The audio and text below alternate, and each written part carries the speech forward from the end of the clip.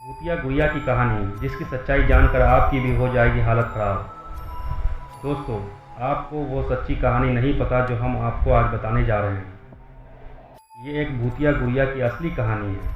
आपने आज से पहले जो भूतिया गुड़िया की कहानी सुनी होगी वो सभी असली नहीं होगी, लेकिन जिस गुड़िया के बारे में हम बात करने जा रहे हैं वो आज भी इस दुनिया में है। इस गुड़िया को कोई भी अपने घर में नहीं रखना चाहता। उसकी वजह जानकर लोगों की रूह कांप उठती। संभव है कि आपने किसी हॉलीवुड हॉरर फिल्म में भी इसके बारे में देखा सुना होगा। कहा जाता है कि इसकी असली कहानी कुछ और है। दरअसल इस गुड़िया को भूतिया इसलिए कहा जाता है क्योंकि माना जाता है कि यह गुड़िया जीवित है। फिल्म एनाबेल क्रिश्चियन में इसके बारे में जो दिखाया गया है वो इस गुड़िया की सच्ची कहानी से अलग है। अमेरिकन लेखक जॉनी ग्रोवेल ने सबसे पहले अपनी एक रचना में इसका जिक्र किया था, लेकिन सच ये है कि बेहद रहस्यमय ढंग से ये डॉल उनकी ज़िंदगी में आई थी। इसके बारे में जानकर आपको बेहद ताज्जुब होगा। दरअसल बात उस वक्त की है जब लेखक जॉनी ग्रोवेल बच्चों के लिए किताब की श्रृंखला की रचना करने जा रहे थे। उन्होंने रेजरी अन्ना सीरीज नामक एक किताब के साथ एनाबेले डॉल को मार्केट में लॉन्च किया। उनकी यह किताब लोगों के लिए बेहद रोचक विषय थी। डॉल के पीछे छुपी अनोखी कहानी ने लोगों को इसे जानने के लिए मजबूर कर दिया।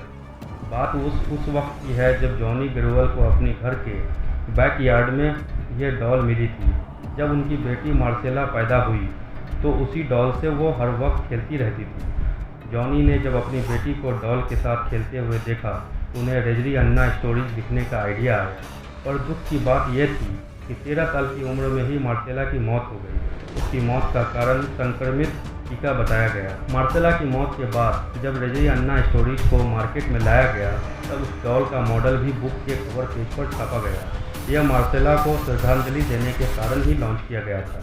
पर हैरानी की बात यह थी कि मार्सेला की मौत के बाद असली एनाबेल डॉल जिसको मार्सेला खेला करती थी वो अचानक घर से कहीं गायब हो गई।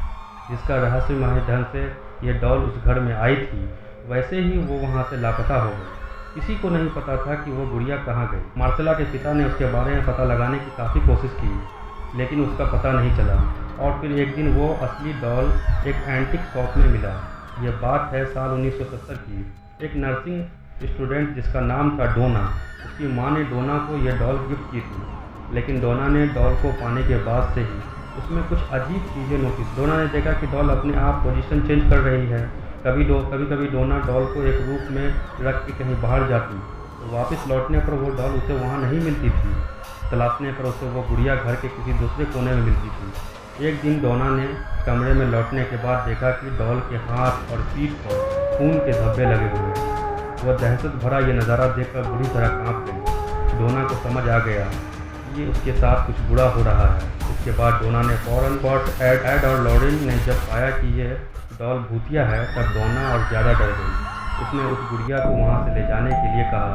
एड और लॉरेन उस वक्त उस गुड़िया को अपने साथ कार में म्यूजियम ले गए, लेकिन कार से जाते वक्त ही डॉल ने कुछ ऐसी हरकत शुरू कर दी जिसका अंदाज़ा उन दोनों को नहीं था। दरअसल गुड़िया ने अपनी पूरी ताकत से उन्हें रोकने की कोशिश की। गुड़िया ने बार बार कार का स्टीयरिंग घुमाने की कोशिश की, मानो कि वो उन्हें कहीं और ले जाना चाहती थी। बड़ी मुश्किल से एड और लॉरेन अपनी मंजिल तक पहुँचते हैं। एड और लॉरेन उस स्थापित भूतिया डॉल को अपने म्यूजियम में मंत्र से एक कांच के बक्से में बंद करके रख देते हैं। माना जाता है कि आज भी उसकी भूतिया ताकत एक्टिव, इसी कारण से उसके पास किसी को जाने नहीं दिया जाता है।